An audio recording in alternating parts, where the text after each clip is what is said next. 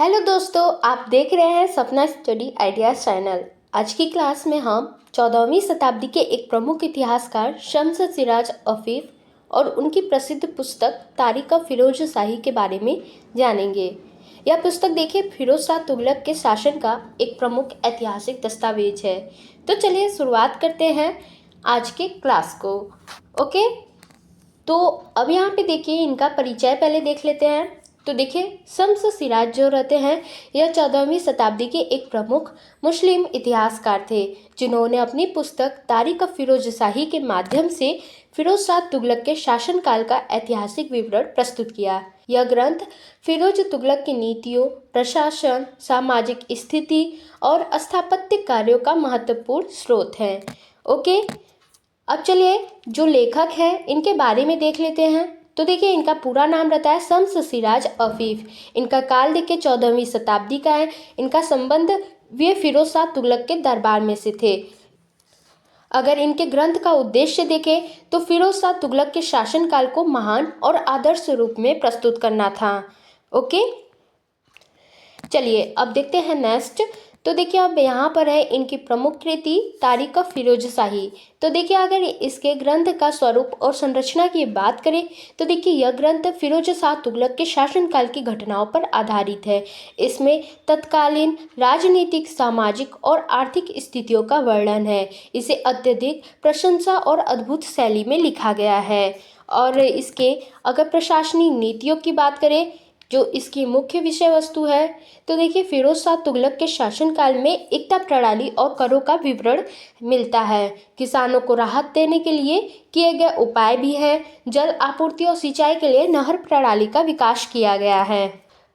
अगर देखिए यहाँ पर बात करें किसानों को राहत देने की तो किसानों के लिए सिंचाई व्यवस्था की गई थी। इस पॉइंट को भी आप लोग ध्यान रखिएगा। और कर व्यवस्था को सरल बनाया गया था। ओके, अब बात करें इनके धार्मिक नीतियों की तो देखिए इसमें क्या होता है कि इस्लाम धर्म का प्रचार किया गया और अन्य धर्मों पर नियंत्रण किया गया और गैर मुस्लिमों पर जजिया कर को लागू किया गया था। धार्मिक भवनों और मस्जिदों का निर्माण भी किया गया था। इस सभी पॉइंट को आप लोग ध्यान रखिएगा। अब बात करें यहाँ पर सामाजिक और सांस्कृतिक योगदान की तो देखिए फिरोज शाह ने विभिन्न शिलालेखों और भवनों का निर्माण कराया था। फिरोजाबाद, जौनपुर और कई नगरों की स्थापना की गई। पुस्तकालयों और शिक्षा के विकास का वर्णन किया गया था। अब बात करें इनके सैन्य शक्ति की तो सेना के संगठन और उसकी शक्तियों का विस्तृत विवरण दिया गया था। सीमाओं की सुरक्षा के लिए किलेबंदी की गई थी। अब बात करें यहाँ पर इनके सार्वजनिक कार्य की तो नहरों, बागों और भवनों का निर्माण किया गया था। फिरोज शाह ने पुराने स्मारकों की मरम्मत भी करवाई। दिल्ली में फिरोज शाह कोटला का निर्माण कराया गया था। ओके, अब देखते हैं शम्स सिराज अफीफ की लेखन शैली। तो देखिए इनकी जो लेखन शैली थी अत्यधिक अलंकारिक और प्रशंसा युक्त थी। फिरोज शाह को एक आदर्श शासक के रूप में प्रस्तुत किया गया था। उनके लेखन में धार्मिक और नैतिक दृष्टिकोण का प्रभाव देखा गया था। अब तारीख फिरोज शाही का ऐतिहासिक महत्व की बात करें तो आखिर यह जो ग्रंथ था क्यों इतना महत्वपूर्ण था।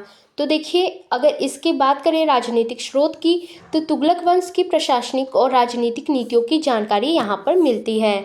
ओके, अगर बात करें इसमें सांस्कृतिक स्रोत की तो उस समय की कला, स्थापत्य और साहित्य का वर्णन मिलता है।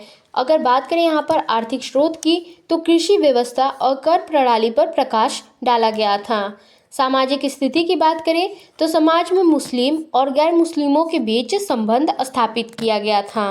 ओके, अब इनकी सीमाएं देख लेते हैं। तो देखिए लेखक का दृष्टिकोण पक्षपाती है। फिरोज शाह तुगलक की केवल प्रशंसा की गई थी। ओके, अगर यहाँ पे बात करें घटनाओं का तो घटनाओं का विवरण अतिरंजित हो सकता था। यह हमें उस समय के सामाजिक संबंधों, विशेष रूप से मुस्लिम और गैर मुस्लिमों के बीच के रिश्ते को समझने में मदद करता है। आइए अब देख लेते हैं कि जो तारीख फिरोज शाही थी इनकी जो सीमाएं थी उसमें पक्षपात दृष्टिकोण क्या था। जो शम्स सिराज अफीफ थे उन्होंने फिरोज शाह तुगलक की केवल प्रशंसा की। और देखिए अगर बात करें घटनाओं का विवरण अतिरंजित हो सकता तो मतलब कि इसमें बताया गया कि कई घटनाएं वास्तविकता से अधिक बढ़ा चढ़ाकर पेश की गई थी। अगर यहीं पर बात करें आलोचनात्मक विश्लेषण की कमी में तो ग्रंथ में तुगलक वंश की कमजोरियों का उल्लेख नहीं मिलता है। इन सभी पॉइंट को आप लोग ध्यान रखिएगा। ओके, तो दोस्तों जो तारीख फिरोज शाही है, तो यह देखिए मध्यकालीन भारत के इतिहास का एक प्रमुख स्रोत है। यह ग्रंथ न केवल फिरोज शाह तुगलक के शासन को समझने में मदद करता है, बल्कि उस समय की प्रशासनिक और सांस्कृतिक स्थिति को भी उजागर करता है। हालांकि उसकी आलोचनात्मक दृष्टि की कमी इसे पूर्ण रूप से संतुलित इतिहास नहीं बनाती है। ओके, आप इन सभी पॉइंट को ध्यान रखिएगा। अगर दोस्तों आपको यह वीडियो उपयोगी लगा हो तो इसे लाइक और शेयर करें, चैनल को सब्सक्राइब करना न भूलें और कमेंट में बताएं कि आप कौन सा विषय अगली वीडियो में देखना चाहते हैं। जल्द मिलेंगे एक महत्वपूर्ण ऐतिहासिक टॉपिक के साथ। तब तक के लिए आप लोग जुड़े रहिए सपना स्टडी आइडिया चैनल के साथ। मिलते हैं अगली वीडियो में, तब तक के लिए बाय बाय।